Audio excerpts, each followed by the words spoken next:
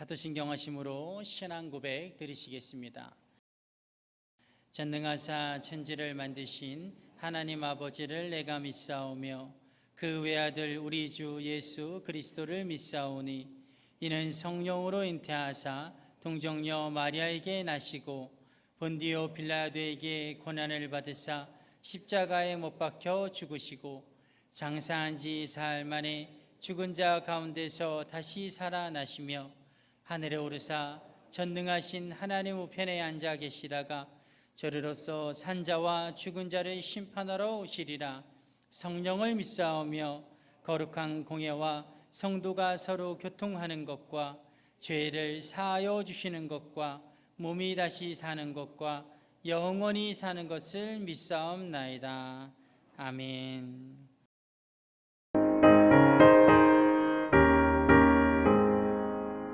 내 영혼에 햇빛 비치니 주 영광 찬란해. 이 세상 어떤 빛보다 이 빛 더 빛나네. 주의 영광 빛난 광채 내게 비춰 주시옵소서. 그 밝은 얼굴 비올 때 나의 영혼 기쁘다. 내 영혼에 노래 있으니 주 찬양합니다. 주 귀를 기울이시사 다 듣고 계시네. 주의 영광 빛난 광채 내게 비춰 주시옵소서. 그 밝은 얼굴 비올 때 나의 영혼 기쁘다. 내 영혼에 몸을 베어서 주와 함께 하실 때 그 평화 내게 깃들고 주 은혜 꽃피네. 주의 영광 빛난 광채 내게 비춰 주시옵소서. 그 밝은 얼굴 비올 때 나의 영혼 기쁘다. 내 영혼에 희락이 있고 그 소망 넘치네. 주 예수 복을 주시고 또 내려주시네. 주의 영광 빛난 광채 내게 비춰 주시옵소서. 그 밝은 얼굴 비올 때 나의 영혼 기쁘다.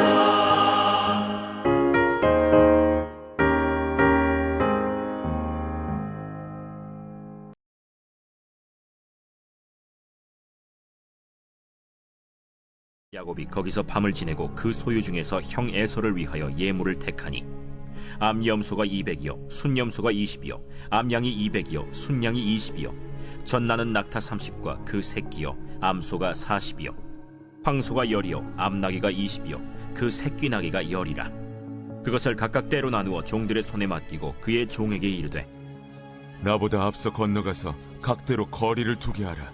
그가 또 앞선 자에게 명령하여 이르되 내 형 에서가 너를 만나 묻기를 내가 누구의 사람이며 어디로 가느냐 내 앞에 것은 누구의 것이냐 하거든 대답하기를 주의 종 야곱의 것이요 자기 주 에서에게로 보내는 예물이오며 야곱도 우리 뒤에 있나이다 하라. 그 둘째와 셋째와 각대를 따라가는 자에게 명령하여 이르되 너희도 에서를 만나거든 곧 이같이 그에게 말하고 또 너희는 말하기를 주의 종 야곱이 우리 뒤에 있다 하라. 내가 내 앞에 보내는 예물로 형의 감정을 푼 후에 대면하면 형이 혹시 나를 받아주리라.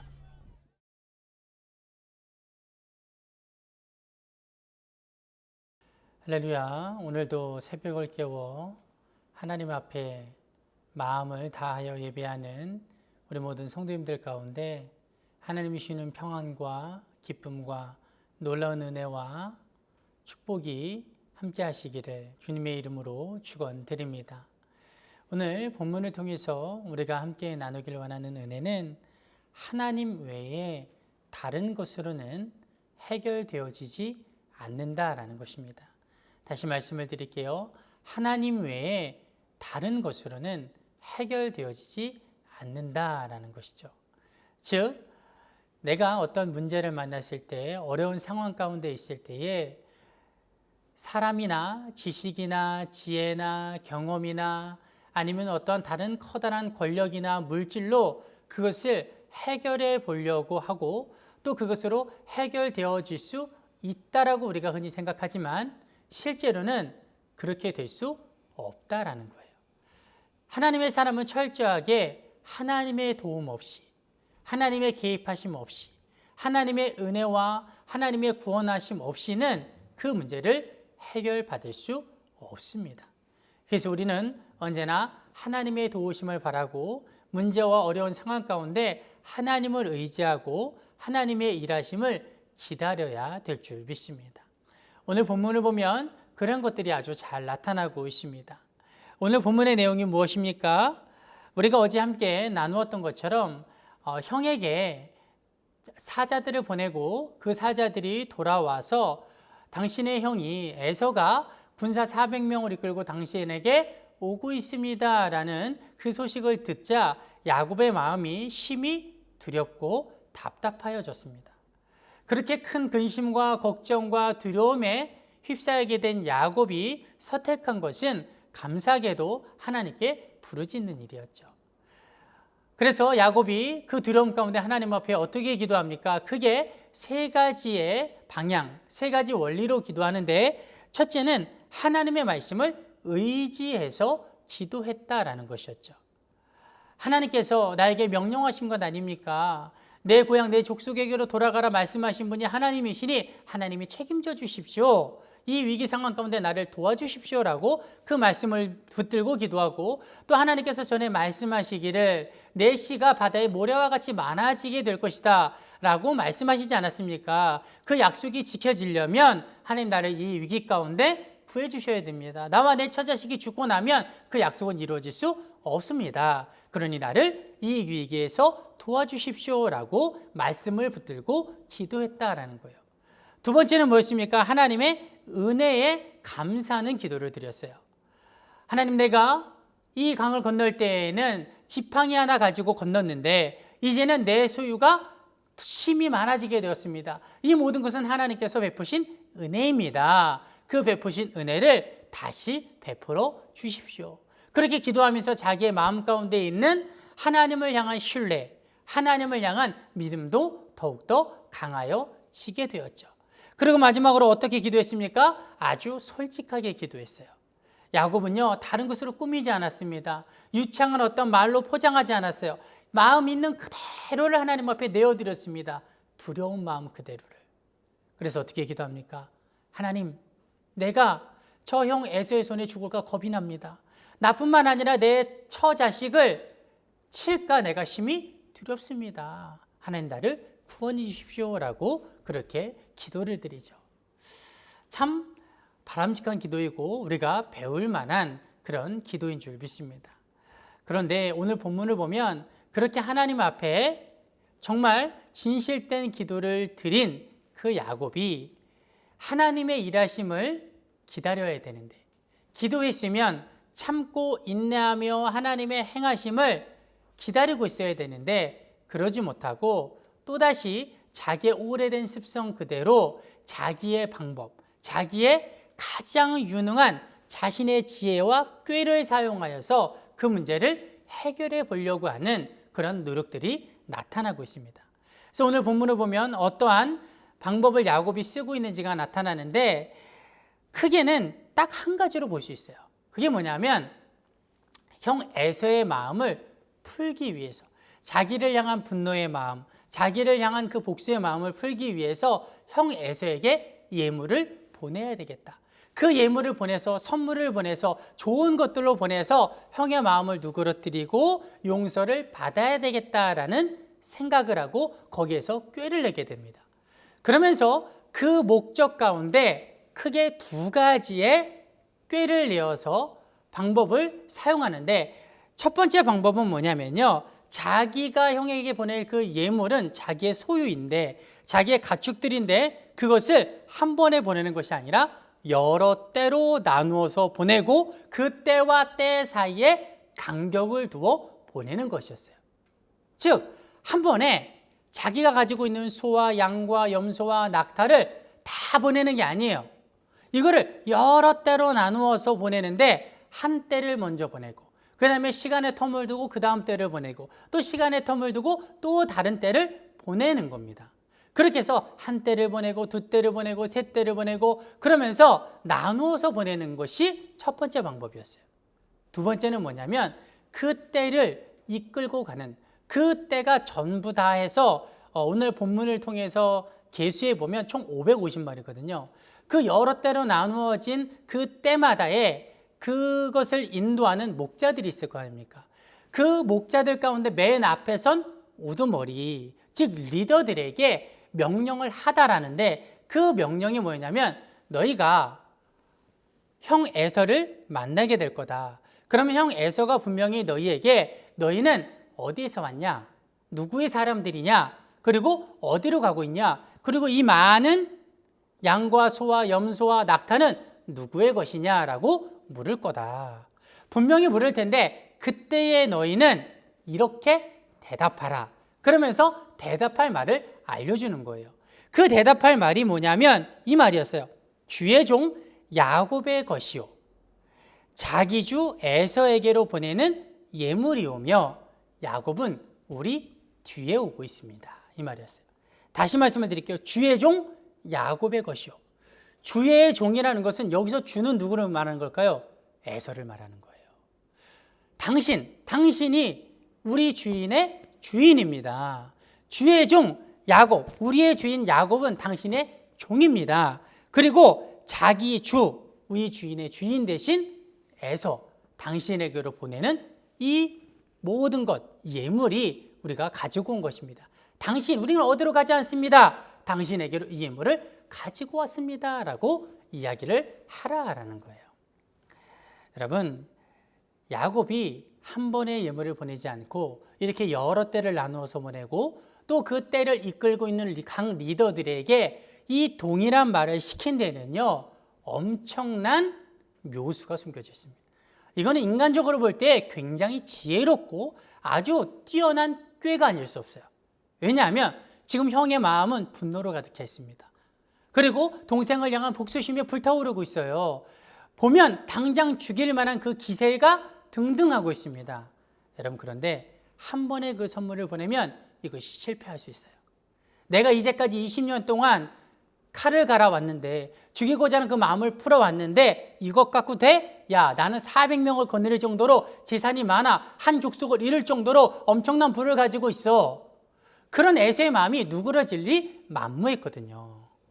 그런데 여러 때로 나누어서 보내면, 첫 번째에는 마음이 풀리지 않을지라도 두 번째에는 마음의 한 구석에 뭐가 생기게 되어 있냐면, 사람이면 다음엔 어떤 선물이 준비되어 있지?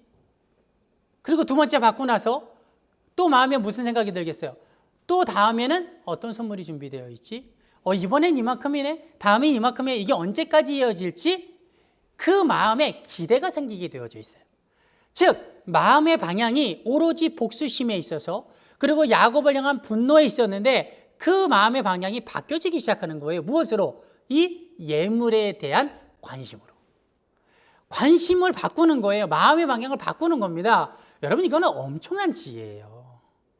그리고 각 리더들에게 뭐라고 시켰습니까? 주의 종 야곱의 것이고 자기 주 에서에게로 보내는 예물입니다. 이 똑같은 말을 계속 반복해서 시키다 보면 에서의 마음에 무슨 마음이 듭니까? 내 동생이 나를 주인이라고 여기네. 겸손하게 나에게 다가오네. 저 납작 엎드려서 나에게 지금 나오고 있네. 처음에 들을 때는 그 말이 들려지지 않을지라도 자꾸 듣다 보면 그 말이 들어가게 되어져 있거든요. 반복해서 겸손의 말, 엎드린 말을 계속 시킴으로써 에서의 마음을 누그러뜨리고자 한 거예요. 여러분, 야곱이요, 엄청난 꾀를 가지고 있는 사람이면 틀림없습니다. 여러분, 우리가 볼 때도 경탄할 만한 이런 지혜와 꾀가 숨겨져 있는데, 이런 묘수가 숨겨져 있는 방법이었는데, 그러면 중요한 것은 됐어야 되잖아요. 에서의 마음이 누그러뜨려졌어야 되잖아요. 여러분, 그런데 성경은 그 결과에 대해서 어떻게 말하고 있습니까? 에서의 마음이 누그러졌습니까? 그것은 알지 못해요. 그러나 더 중요한 야곱의 마음이 풀리지 않았어요. 야곱의 마음 가운데 있었던 두려움과 불안함과 초조함과 걱정과 근심이 사라지지 않았어요. 우리가 잘 알고 있는 사건이 이 다음에 나와요. 그 사건이 뭐냐면 야복강 하나님의 사자와 씨름한 사건이에요. 여러분, 야곱이 간절히 하나님의 사자를 붙들고 놓지 않습니다. 환도뼈가 부러질 정도까지 돼서야 그 손을 놓게 되는 그런 간절함이 야곱의 마음 가운데 있게 돼요. 무슨 뜻입니까? 풀리지 않은 거예요. 평안함이 사라져버린 상태 그대로가 여전히 유지되고 있었다라는 것입니다.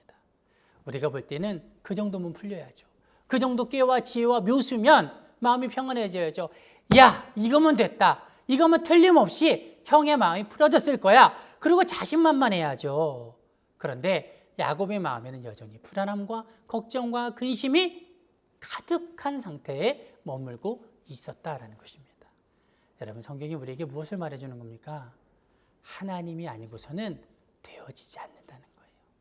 사람이 볼 때 아무리 뛰어난 지혜, 아무리 뛰어난 묘수, 그 많은 재물, 550마리나 되는 엄청난 예물을 가지고도 평안함을 얻을 수 없는 것, 이게 세상이고 이것이 우리의 삶이 된다라는 것입니다.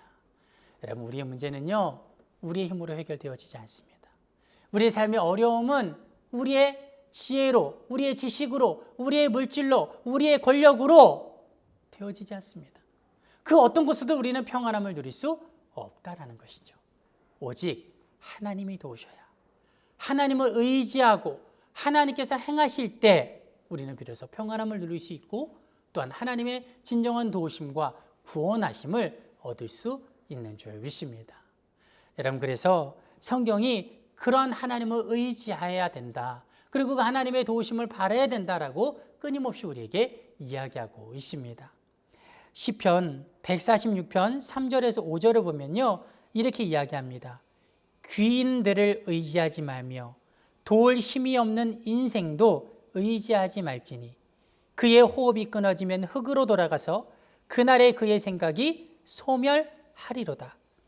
야곱의 하나님을 자기의 도움으로 삼으며 여호와 자기 하나님에게 자기의 소망을 두는 자는 복이 있도다라고 이야기를 해요. 여러분, 귀인들을 의지하지 말래요. 도울 힘이 없는 인생 안에 있는 모든 소유와 모든 가치와 모든 물질과 권력과 지혜와 경험을 의지하지 말라고 말합니다. 자기의 하나님 여호와를 의지하는 자, 그분께 소망을 두는 자가 복이 있는 것, 그것이 우리의 인생이고 우리의 문제의 진정한 해결점이 될 줄 믿습니다. 또한 예레미야 17장 7절에서 8절 이렇게 이야기합니다. 그러나 무릇 여호와를 의지하며 여호와를 의뢰하는 그 사람은 복을 받을 것이라. 그는 물가에 심어진 나무가 그 뿌리를 강변에 뻗치고 더위가 올지라도 두려워하지 아니하며 그 잎이 청청하며 가무는 해에도 걱정이 없고 결실이 그치지 아니함 같으리라 라고 이야기를 해요. 여러분, 무엇을 말합니까? 여호와를 의지하는 자가 복을 받는데요. 가무는 해와 같은 때에도 아무리 큰 더위가 올지라도 강변에 뻗친, 뿌리를 뻗친 나무와 같이 언제나 푸른 잎을 유지하고 또 시절을 주차 열매를 맺는 삶을 살게 되는 것, 그것이 우리가 살아야 될, 우리가 누려야 될 하나님의 자녀로서의 삶의 모습인 줄 믿습니다. 여호와를 의지하는 삶, 어떤 문제와 어떤 어려움 가운데 늘 하나님을 바라보고 자기의 지혜와 지식과 물질과 권력과 사람을 의지하지 말고 오직 하나님만 바라보고 의지하는 그러한 삶이 우리의 삶이 되시기를, 저와 여러분의 삶이 되시기를, 그래서 잊지 말고 하나님만 바라보는, 그리고 하나님의 도우심을 얻고 늘 언제나 하나님 안에 복을 누리는 그런 삶을 사시기를 주님의 이름으로 축원드립니다. 기도하겠습니다.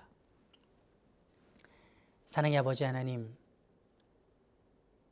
우리가 삶을 살아가다 보면 내 지혜로 될 것 같은, 경험상 내 지식과 내 꾀로 될 것 같은, 또 이 사람이면 나를 도울 수 있을 것 같고, 이 정도의 돈과 이 정도의 힘이면 될 것 같은 그러한 유혹이 우리에게 얼마나 많은지 모릅니다.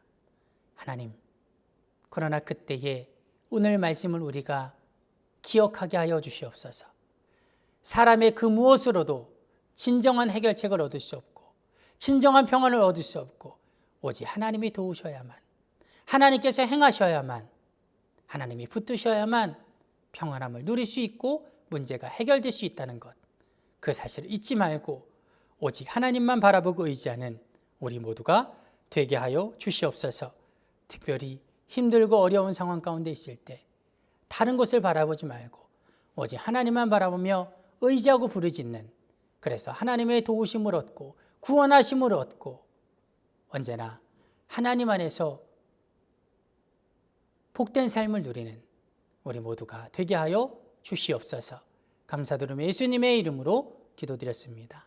아멘.